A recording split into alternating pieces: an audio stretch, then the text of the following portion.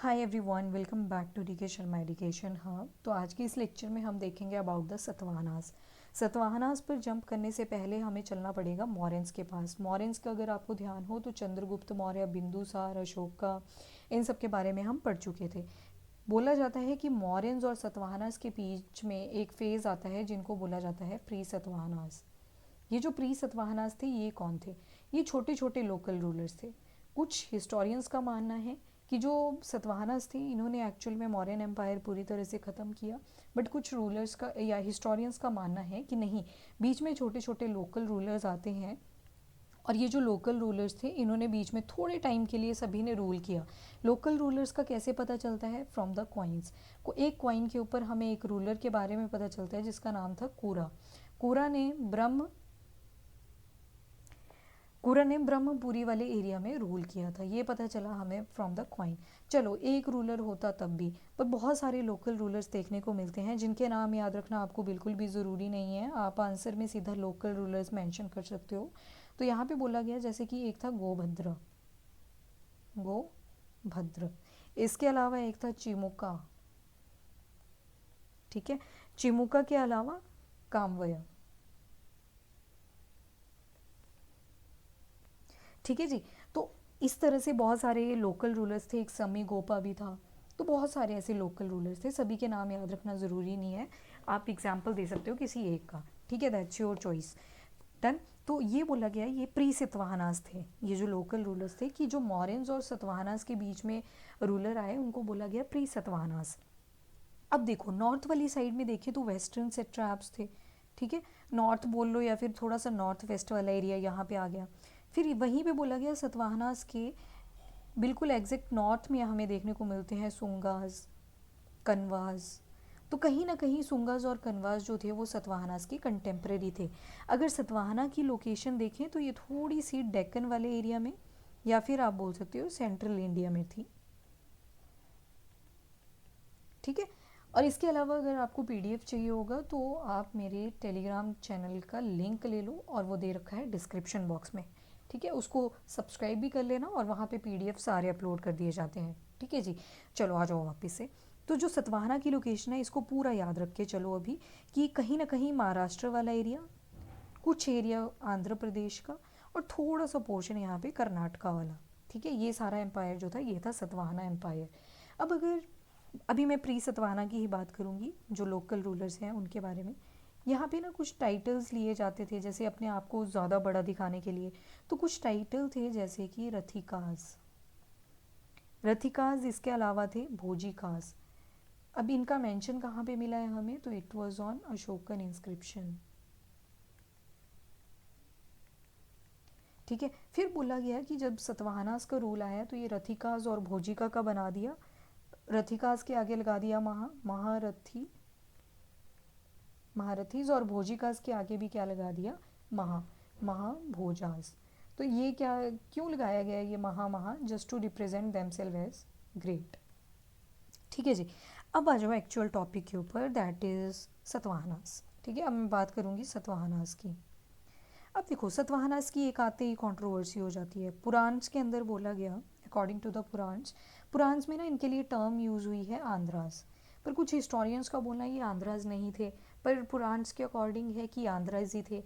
Actually हुआ क्या, पुराण्स में भी ना स्पेसिफिकली सतवाहनास टर्म यूज़ नहीं करी गई। पुराण्स में बोला गया कि आंध्राज हुआ करते थे, और इन्होंने क्या किया, 300 साल तक एक एरिया रूल करा। और वो एरिया कौन सा था? गोदावरी वाला एरिया, जो कि पड़ता था इन औरंगाबाद डिस्ट्रिक्ट। औरंगाबाद डिस्ट्रिक्ट कहाँ पे आ गया? ये महाराष्ट्र में। तो अब लोकेशन आपको ध्यान होनी चाहिए इसके लिए। ये देखो, महाराष्ट्र वाला एरिया काफ़ी एक्वायर्ड है ना यहाँ पे। तो ये वाला एरिया ये मेंशन है कहाँ पे? पुराण्स में। So important point. तो पुराण्स कहते हैं कि 300 साल तक आंध्राज ने इस वाले रीजन, यानी कि गोदावरी वाला जो रीजन है औरंगाबाद डिस्ट्रिक्ट, वहाँ पे रूल किया था। और साथ में पुराण्स में ही एक और चीज़ भी मेंशन करी हुई है कि इनकी जो कैपिटल्स थी आंध्रास की, वो थी प्रतिष्ठाना। ये प्रतिष्ठाना कहाँ पे पड़ती है? तो पैथान वाला एरिया है, अगेन इन महाराष्ट्र। तो ये इनकी कैपिटल हुआ करती थी। ठीक है, और इस पीरियड को बोल दिया गया सतवाहनास। पर एक बात जो बाद में पता चल के आती है कि जो सतवाहनास के अपने इंस्क्रिप्शंस थे उसके ऊपर आंध्राज नाम की टर्म का यूज़ तक नहीं हुआ, ठीक है, नेवर यूज्ड। तो यहाँ से थोड़ी सी कंट्रोवर्सी आ जाती है, पर लोकेशन वही थी जो पुराण्स में मेंशन करी हुई थी, तो कहीं ना कहीं आंध्रास को हम रिजेंबल करते हैं विद द सतवाहनास। डन। चलो, अब क्या आता है, हमें कुछ अर्लीस्ट एविडेंसेस मिलते हैं जहाँ पे क्या देखने को मिला, एक बहुत ही एस्टोनिशिंग चीज़ देखने को मिली कि 1st सेंचुरी BCE के आसपास क्या होता है कि जो सतवाहनास हैं इन्होंने डिफीट कर दिया किसको, दे डिफीटेड कन्वास, और अपना रूल वहाँ पे चला दिया। तो ये कहाँ पे मिलता है हमें एविडेंस, तो जो सतवाहनास के इंस्क्रिप्शंस हैं, ठीक है। तो सेंट्रल इंडिया में हुआ करते थे कहीं ना कहीं कन्वास उस टाइम पे, और जो सेंट्रल इंडिया था वो किसके अंडर आ गया, जैसे इन्होंने डिफीट किया कन्वास को तो सतवाहनास के अंडर आ गया, तो सेंट्रल इंडिया वाला पार्ट, ठीक है जी। और ये भी बोला जाता है कि अगर ये कन्वास सेंट्रल इंडिया में थे, पर जो सतवाहनास थे वो एग्जैक्ट हमें सेंट्रल इंडिया में नहीं देखने को मिलते, बट महाराष्ट्र में देखने को मिलते हैं। महाराष्ट्र में ज़्यादा देखने को मिलते हैं, तो क्योंकि एक तो महाराष्ट्र की ये भी एडवांटेज थी कि काफ़ी फर्टाइल एरिया था। क्यों था फर्टाइल एरिया, क्योंकि रिवर थी गोदावरी, तो गोदावरी वैली में पड़ता था, ठीक है, वाया लिख दिया, सॉरी, गोदावरी वैली, तो काफ़ी फर्टाइल एरिया था। और जो इनके सतवाहनास के कॉइन्स थे वो भी ज़्यादातर कहाँ मिले, इसी गोदावरी वैली के आसपास। फिर उसके बाद इन्होंने क्या किया, अपनी जो पावर थी वो महाराष्ट्र से कर्नाटका की तरफ और साथ में थोड़ी सी आंध्र प्रदेश की तरफ। स्टार्टिंग में मैंने आपको बताया, अभी देखो मैप देख लो दोबारा से, ये देखो ये कहीं ना कहीं महाराष्ट्र वाला एरिया, यहाँ थोड़ा सा कर्नाटका वाला एरिया, और इधर आ गया आंध्र प्रदेश वाला एरिया। तो पहले जो था इनके पास वो सिर्फ महाराष्ट्र का एरिया था, नॉर्थ महाराष्ट्र। उसके बाद इन्होंने कर्नाटका को भी कॉन्कर करना शुरू करा और साथ में आंध्र प्रदेश को भी कॉन्कर करना शुरू करा। फिर यहाँ पे थोड़ी सी कंट्रोवर्सी आ जाती है, क्या सच में इन्होंने कन्वास को डिफीट किया था, पर बाद में बोला गया कि इन्होंने क्या पता पावर उसी टाइम पे एक्सटेंड करनी शुरू कर दी थी। बट ये कंट्रोवर्सीज जो हैं हिस्ट्री में हमेशा ही रहेंगी, ठीक है जी। अब आ जाओ वापस से सतवाहनास के ऊपर। अब क्या होता है, जो ग्रेटेस्ट कॉम्पिटिटर देखने को मिलते हैं हमें वो थे शाका क्षत्राप्स ऑफ वेस्टर्न इंडिया। ये देखो कंटेम्प्रेरी है ना, ये वेस्टर्न क्षत्राप्स और नीचे आगे सतवाहना एम्पायर। इन दोनों के बीच में काफ़ी ज़्यादा कॉन्फ्लिक्ट्स थे। तो ये देखो थोड़ा सा मैप के ऊपर अगर मैं ड्रॉ कर दूँ तो यहाँ पे थे आपके वेस्टर्न सेट्रैप्स, कौन से, शाकास के, ठीक है, और यहाँ पे हैं आपके सतवाहनास।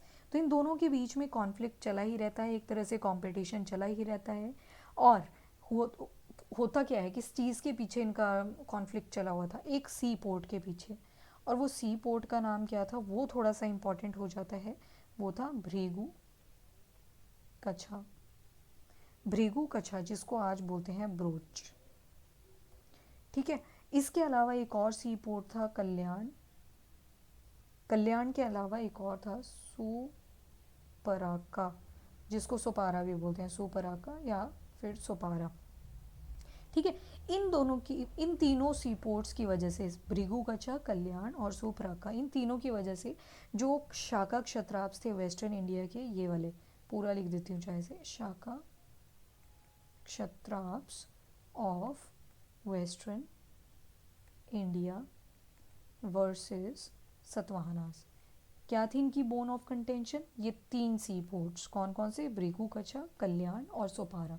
इन तीनों सी पोर्ट्स की वजह से इनका जो फाइट थी वो चली ही रहती थी, ठीक है जी। अब क्या होता है, सतवाहनास की अगर बात करें कि कौन से वर्ण से बिलोंग किया करते थे तो वो भी इम्पॉर्टेंट हो जाता है। क्यों, जो सतवाहनास थे ये बोलते हैं खुद को कि हम ब्राह्मण के डिसेंडेंट्स हैं, ठीक है जी। और ये क्या करते थे, अगर ब्राह्मण के डिसेंडेंट हैं तो वैदिक रिचुअल्स को भी फॉलो किया करते थे, और बहुत सारे गॉड्स को वर्शिप किया करते थे। कौन कौन से गॉड्स इन्होंने वर्शिप किए हैं, तो कृष्ण को ये वर्शिप किया करते थे, वासुदेव को ये वर्शिप किया करते थे। कहाँ से पता चला कि ये इनको वर्शिप किया करते थे, एक इंस्क्रिप्शन है, वेरी इंपॉर्टेंट इंस्क्रिप्शन, बार बार इसका नाम आने वाला है, नाने घाट केव इंस्क्रिप्शन, नाने घाट केव इंस्क्रिप्शन अभी थोड़ी देर में दोबारा से आएगा, जब हम गौतमीपुत्र सतकर्णी के बारे में पढ़ेंगे तो उनके बाद दोबारा से आएगा ये वाला नाम, नाने घाट केव इंस्क्रिप्शन। किसने बनवाया था? तो नागानिका करके एक लेडी थी, नागानिका, तो उन्होंने बनवाया था ये, ठीक है। नाने घाट केव इंस्क्रिप्शन ऑफ नागानिका। तो वहाँ पे मेंशन्ड है कि जो सतवाहनास थे ये ब्राह्मण्स हुआ करते थे, वैदिक रिचुअल्स परफॉर्म किया करते थे और किसकी वर्शिप करते थे? कृष्ण और वासुदेव की। कहाँ पे मेंशन्ड है सारा? नाने घाट केव इंस्क्रिप्शन।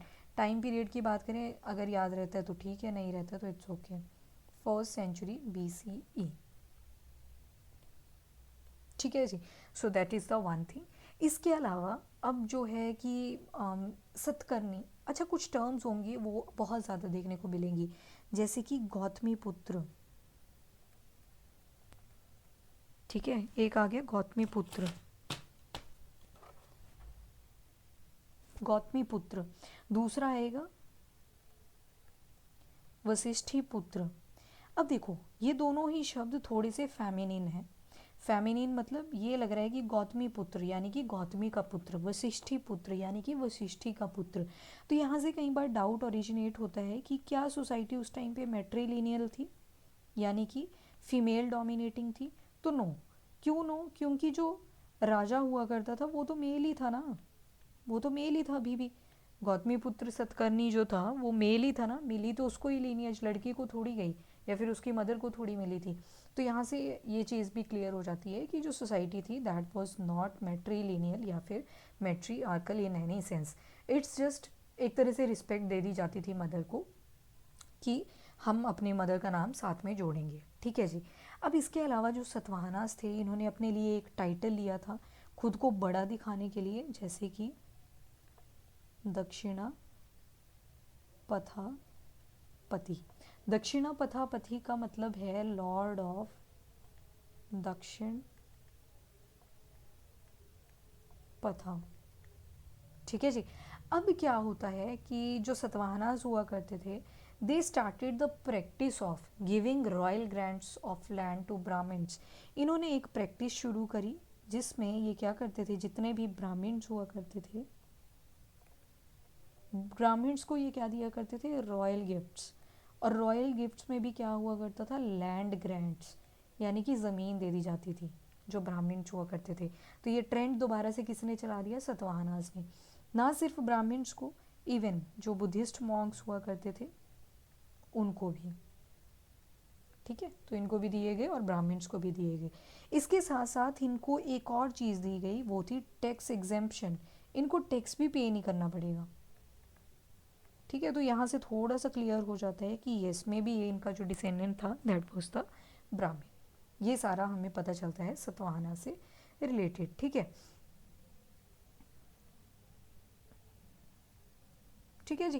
अब बोला गया कि ये जो लैंड थी जितनी भी जो इन ब्राह्मण्स को या फिर बुद्धिस्ट मॉन्क्स को दी गई, ये पूरी इनकी अथॉरिटी के अंडर रहेगी। कोई भी इनसे बिना पूछे क्या मतलब कर ही नहीं सकता। कुछ चीज़ें जो थी वो उधर अलाउड ही नहीं थी, जैसे कि चाहे से उस एरिया में सॉल्ट है या नहीं है, पर यहाँ पे डिगिंग नहीं होगी क्योंकि ये लैंड किसकी है? ब्राह्मण्स की और बुद्धिस्ट मॉन्क्स की। ऑल्सो जो स्टेट ऑफिशियल्स होते थे वो भी यहाँ पे अपना रूल नहीं चला सकते। क्यों? क्योंकि ये लैंड किसको दी गई है? ब्राह्मण्स को। एंड उसके अलावा बहुत सारी इम्यूनिटीज़ दी गई, जिनको इम्यूनिटीज़ को बोल दिया गया परिहारास। Just a second. बहुत सारी परिहारास दी गई और ये परिहारास क्या चीज़ है? ये है इम्यूनिटीज़, ठीक है। एक तरह से रिलैक्सेशन दे दी गई ब्राह्मण्स और बुद्धिस्ट मॉन्क्स को, ठीक है जी। तो ये है सतवाहनास के बारे में बिल्कुल बेसिक। अब क्या होता है, आपको कुछ किंग्स के नाम याद रखने हैं सतवाहनास के अंडर, तो यहाँ पे लिख देती हूँ एक बार ताकि यहीं पे याद हो जाए। रुको एक मिनट, जगह है कहीं पे? यहाँ लिख देती हूँ, यहाँ पे थोड़ा स्पेस ज़्यादा है। अब देखो जो सतवाहनास है ना, इनके जो फाउंडर आएंगे वो है सीमुका। सीमुका को जो आगे सक्सीड करेंगे वो आएंगे गौतमी पुत्र सतकर्णी। गौतमी पुत्र सतकर्णी। गौतमी पुत्र सतकर्णी के बाद उनका ही लड़का आएगा दोबारा से, जो थे वशिष्ठी पुत्र पुलुमई। वशिष्ठी पुत्र पुलुमई के बाद अगला जो राजा आएगा वो आएगा यज्ञश्री सतकर्णी। फिर इसके बाद ना बहुत सारे छोटे छोटे रूलर्स आएंगे, और जैसे गौतमी यज्ञश्री सतकर्णी के बाद गौतमी पुत्र विजय सतकर्णी, चंद सतकर्णी, वशिष्ठ पुत्र विजय सतकर्णी, पुलुमावी। पर इनके बाद इतने सारे जब राजा आएंगे, ये इनके बाद एक लास्ट में आएंगे हाला। इनकी एक बुक है गथा सप्त सतकर्णी करके, तो गथा सप्त सती करके, तो वो इम्पॉर्टेंट है, इसलिए हमें हाला किंग के बारे में पढ़ना पड़ता है। ठीक है, तो चलो स्टार्ट करते हैं विद द सिमुका। सिमुका के बारे में ज़्यादा कुछ नहीं है, एक जो मेन पॉइंट है इनका वो ये है कि he was the founder of Satavahana dynasty. ठीक है, और ये बोला गया कि जैसे ही अशोका की डेथ होती है उसके बाद आते हैं सिमुका, और इन्होंने बहुत सारे टेम्पल्स बनाए। किस चीज़ के लिए बनवाए, कौन से रिलीजन के लिए बनवाए, तो जैनिज़्म और बुद्धिज़्म। रुको, जैनिज़्म और बुद्धिज़्म। ठीक है जी। अब जैसे ही सिमुका की होएगी डेथ, मैं लिखती जाऊंगी ये बार बार ताकि याद रहें सभी के नाम, क्योंकि सतवाहनाज वाला टॉपिक इम्पॉर्टेंट होता है। तो अब आएंगे गौतमी पुत्र सतकर्णी। थोड़ा सा याद करने की ट्राई करो गौतमी पुत्र सतकर्णी की। तो जब हमने शाका क्षत्राप्स और वेस्टर्न इंडिया पढ़े थे, तो वहाँ पे हमने एक किंग पढ़ा था नहापना। तो नहापना को किसने डिफीट किया था, गौतमी पुत्र सतकर्णी ने। नहापना ने अपने बहुत सारे कॉइन्स बना रखे थे, तो उनको रीस्ट्रक भी किसने किया, गौतमी पुत्र सतकर्णी ने। ठीक है, तो ये गौतमी पुत्र सतकर्णी की बात याद रखना यहाँ पे। चलो अब गौतमी पुत्र सतकर्णी की बात कर लेते हैं। तो पहली पॉइंट तो यही आएगा इसमें गौतमी पुत्र सतकर्णी को लेके कि एक काफ़ी फेमस रूलर था सतवाहनास का।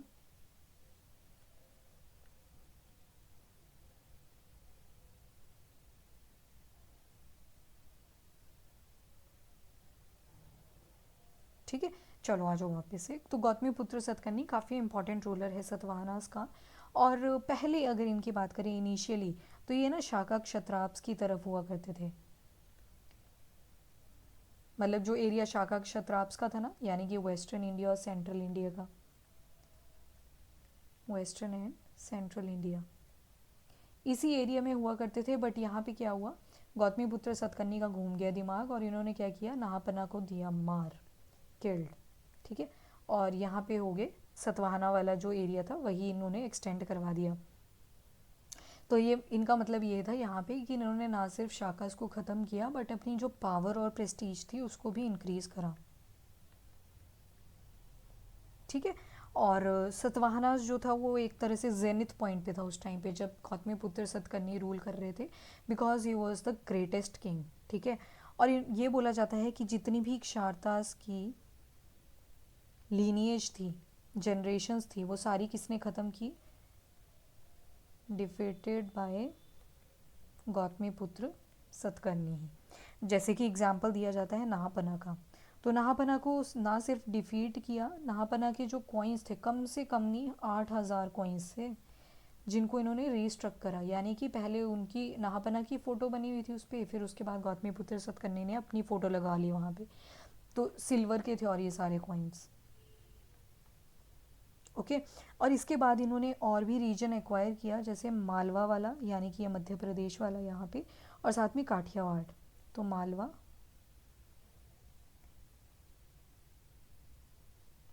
और साथ में काठियावाड़, ये दोनों एरिया भी किसने कॉन्कर कर लिए। तो ये पहले शाकास के अंडर थे बेसिकली, जो मालवा और काठियावाड़ वाला एरिया था, बट बाद में किसने कॉन्कर कर लिए, तो गौतमी पुत्र सतकर्णी ने। ठीक है, और इसके अलावा जो आज का आंध्र प्रदेश वाला एरिया है वो भी इन्होंने कॉन्कर कर लिया था, ये आंध्रा। तो यू कैन सी कि गौतमी पुत्र सतकर्णी के टाइम पीरियड में कितनी ज़्यादा एक्सटेंशन हुई। ठीक है, अब इनका जो लड़का था वो था कौन, वशिष्ठी पुत्र पुलुमई। उनके बारे में भी देख लेते हैं, कौन था इनका सन, पुलुमई। आगे लिखा हुआ है पूरा नाम, वशिष्ठी पुत्र पुलुमई। अब जो ये वशिष्ठी पुत्र पुलुमई है,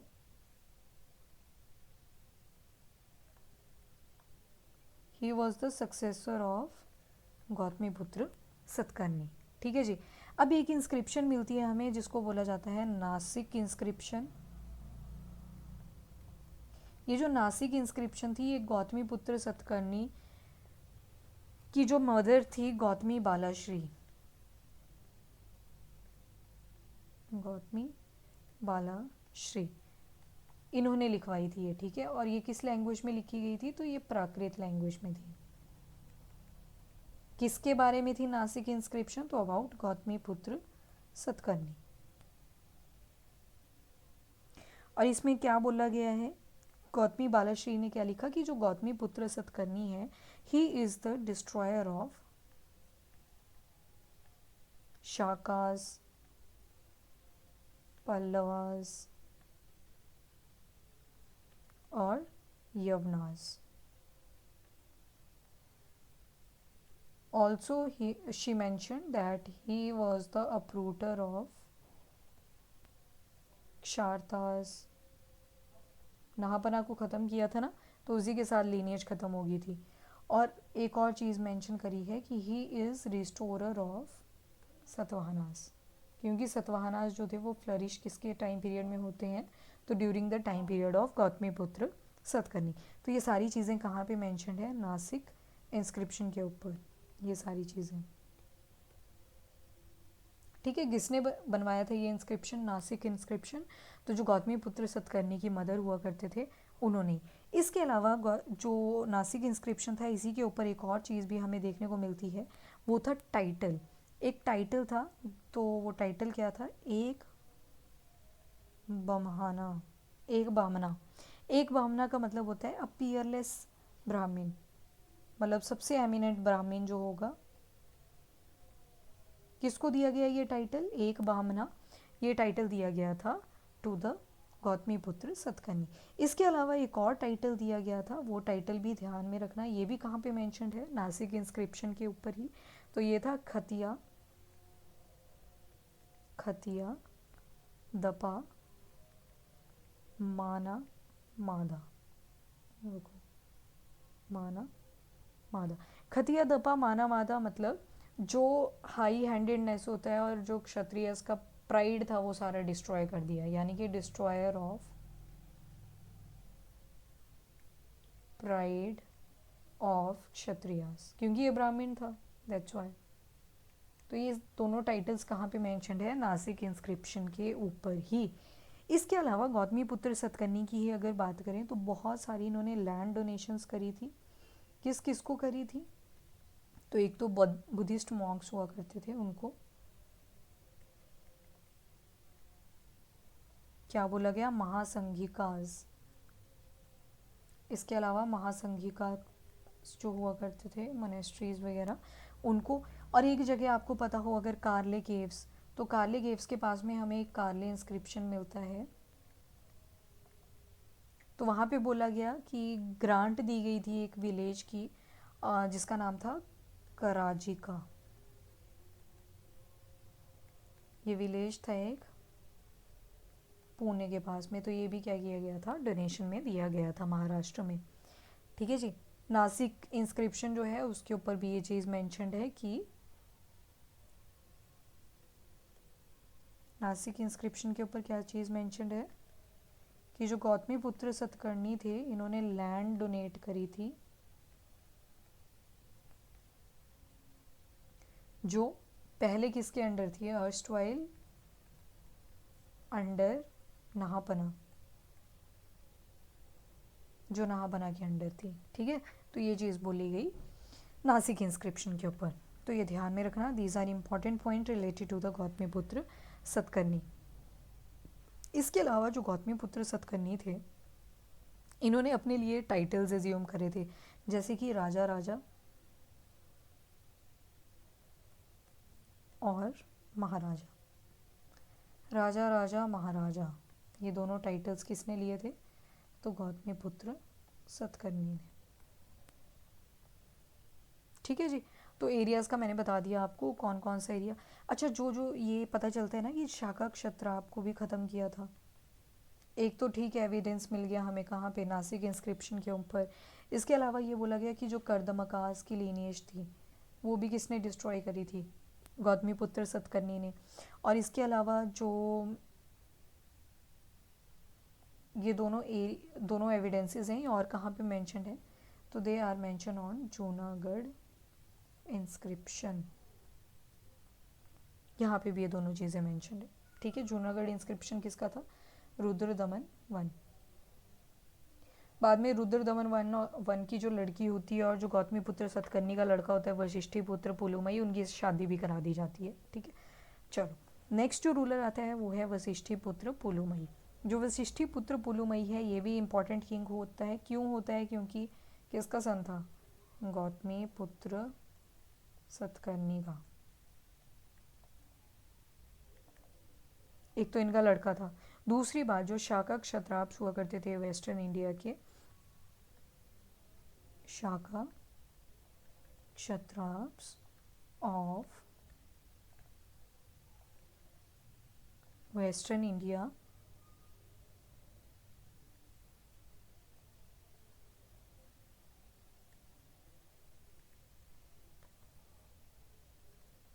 जो शाका क्षत्राप्स की टेरिटरीज होती थी जो बची कुची थी उनके पास, वो भी किसने कॉन्कर कर ली थी? तो वशिष्ठीपुत्र सतकर्णी ने।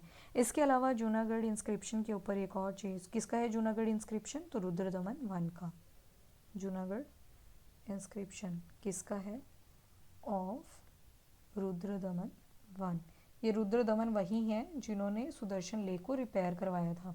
सुदर्शन लेक को किसने बनवाया था? तो चंद्रगुप्त मौर्य के अंडर एक पुष्यगुप्त हुआ करते थे, उन्होंने बनवाया था। ठीक है, तो रुद्रदमन वन की जो डॉटर हुआ करती थी उससे इनकी शादी करा दी गई, वशिष्ठीपुत्र की, वशिष्ठीपुत्र सतकर्णी, जो रुद्रदमन वन की डॉटर हुआ करती थी।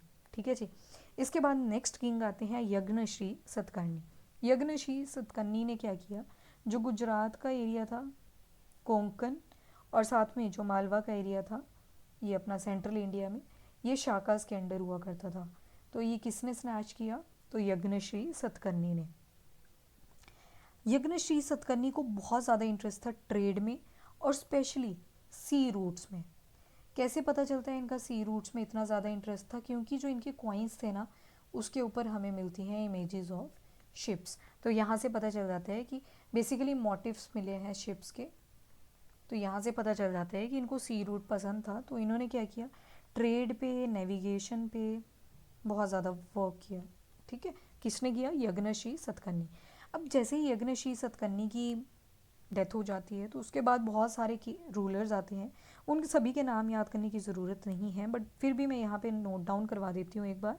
यज्ञश्री सतकर्णी थे। इसके बाद आते हैं गौतमी पुत्र विजय सतकर्णी। ठीक है, इनके बाद आते हैं चंदा सतकर्णी।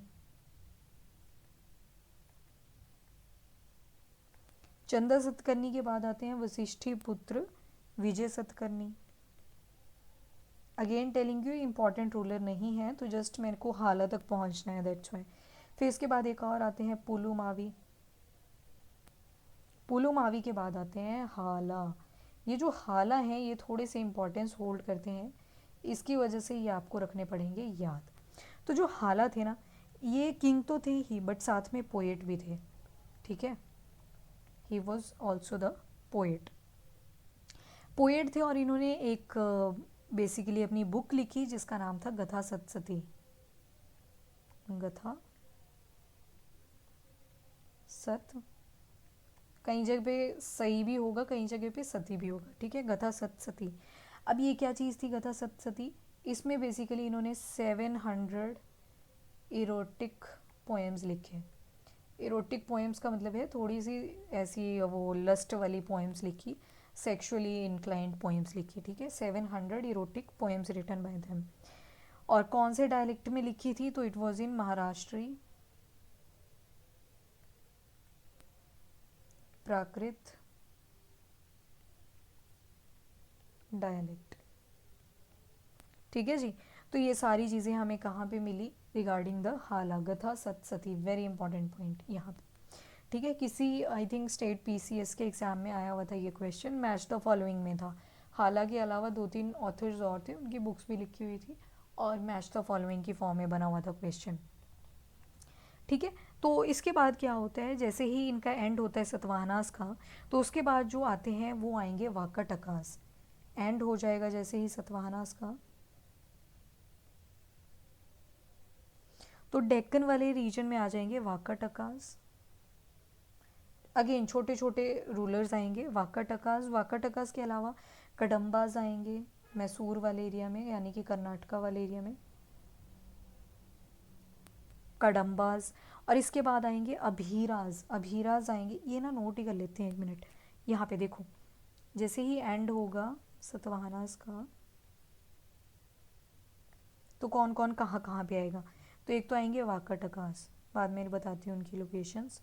वाकाटकास के साथ साथ आएंगे कदम्बास। ये मैच द फॉलोइंग में बनते हैं ऐसे क्वेश्चंस। कदम्बास के बाद आएंगे अभीराज। अभीराज के बाद आएंगे इक्ष्वाकुज। इक्ष्वाकुज, तो जो वाकाटकास आएंगे वो आएंगे डेक्कन वाले एरिया में, डेक्कन। ठीक है, उसके बाद कदम्बास जो आएंगे वो आएंगे मैसूर। रुको एक मिनट, अभी डांस करेगी।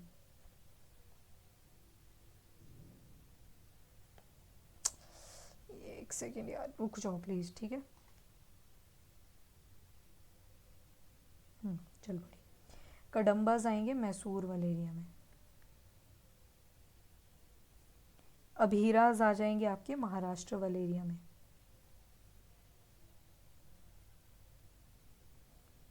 महाराष्ट्र। इक्ष्वाकुज आ जाएंगे आंध्र वाले रीजन में। ठीक है, इनको ध्यान में रखना। अब सिर्फ हमारा चैप्टर नंबर 13 का एक ही टॉपिक बचा, वो है इंपॉर्टेंट एस्पेक्ट्स ऑफ सतवाहनास, जहाँ पे हमें कुछ चीज़ें देखनी है, जैसे कि पॉलिटी एंड एडमिनिस्ट्रेशन। ठीक है, फिर उसके बाद मटेरियल कल्चर देखेंगे। पेन का कलर चेंज कर लेते हैं। मटेरियल कल्चर के बाद देखेंगे हम सोशल ऑर्गेनाइजेशन, फिर आर्किटेक्चर उस टाइम का। ठीक है, फिर करेंगे हम early state of Kalinga start. ठीक है, वैसे अभी भी कर सकते हैं इसको कवर, मुझे कोई दिक्कत नहीं है। चलो कर ही लेते हैं इसको भी, फिर टॉपिक कंप्लीट हो जाएगा। फिर सतवाहनास के एंडिंग पे ही होंगे, हमें थोड़ा सा कलिंगा के बारे में देखना है, तो या फिर अर्ली स्टेट ऑफ कलिंगा के साथ जोड़ दूँ इसको। चलो ठीक है, अभी के लिए इतना ही डाइजेस्ट करो, काफ़ी ज़्यादा कर लिया। आज हमने सतवाहनास के बारे में देखा, प्री सतवाहनास का कॉन्सेप्ट आया, फिर उसके बाद हमने देखा कौन किसका कंटेम्प्रेरी था, और आंध्रास के साथ इनको एसोसिएट किया गया, कैसे इन्होंने अपने बड़े बड़े टाइटल्स लिए। सी पोर्ट्स के पीछे इनकी शाखा क्षत्रापा वेस्टर्न इंडिया के साथ नहीं बनती थी। फिर उसके बाद ब्राह्मण ये खुद को कंसीडर किया करते थे। सिमो का फाउंडर आते हैं सतवाहनास के, जैनिज़्म और बुद्धिज़्म के रिलेटेड टेम्पल्स बनवाए। सिमुका के बाद गौतमीपुत्र सतकर्णी आए, जिनका बहुत ज़्यादा इंपॉर्टेंट रोल रहा for the flourishment of Satavahanas. ठीक है, फिर इसके बाद नासिक इंस्क्रिप्शन, नाने घाट इंस्क्रिप्शन और जूनागढ़ इंस्क्रिप्शन का याद रखना है। गौतमीपुत्र सतकर्णी के बाद आते हैं वशिष्ठिपुत्र पुलुमई, फिर आते हैं यज्ञश्री सतकर्णी। यज्ञश्री सतकर्णी के बाद बहुत सारे रूलर्स आते हैं, जैसे कि गौतमीपुत्र विजय सतकर्णी, चंद सतकर्णी, वशिष्ठिपुत्र विजय सतकर्णी, पुलुमावी, और उसके बाद फाइनली हाला। हाला इसलिए इम्पॉर्टेंट है क्योंकि उन्होंने एक बुक लिखी थी गथा सती, और इसमें अराउंड 700 इरोटिक पोएम्स हैं। ठीक है, महाराष्ट्री प्राकृत डायलेक्ट में लिखी थी। जैसे ही सतवाहनास का होता है एंड, तो वाकाटकास आ जाते हैं डेक्कन वाले एरिया में, कदम्बाज आते हैं मैसूर, अभीराज आते हैं महाराष्ट्र, और इक्ष्वाकुज आते हैं आंध्रास में। नेक्स्ट लेक्चर में देखेंगे about the polity and administration, material culture, social organization, architecture. और इसके साथ आपने किंग खारावेला के बारे में सुना होगा ना, अर्ली स्टेट ऑफ कलिंगा के बारे में जब हम पढ़ते हैं तो उसमें आता है ये, तो उस चीज़ में उनको ऐड कर लेंगे, और उसके साथ साथ मेगालिथिक बैकग्राउंड भी देख लेंगे थोड़ा सा साउथ इंडिया का। फिर हमारा रह जाएगा संगम एज। संगम एज का ट्राई करूँगी एक ही लेक्चर में हम कंपाइल कर लें, बट अगर लेंथी हुआ तो उसके भी अगेन जो इंपॉर्टेंट एस्पेक्ट्स होंगे उनको थोड़ा सेपरेट पढ़ लेंगे। ठीक है, तो अभी होता है इसी के साथ ये lecture complete. I just hope आपको इतना क्लियर है। Till then bye bye, take care, thank you and have a nice day. Video को लाइक एंड शेयर ज़रूर करें और चैनल को भी सब्सक्राइब करें। Till then bye bye, take care.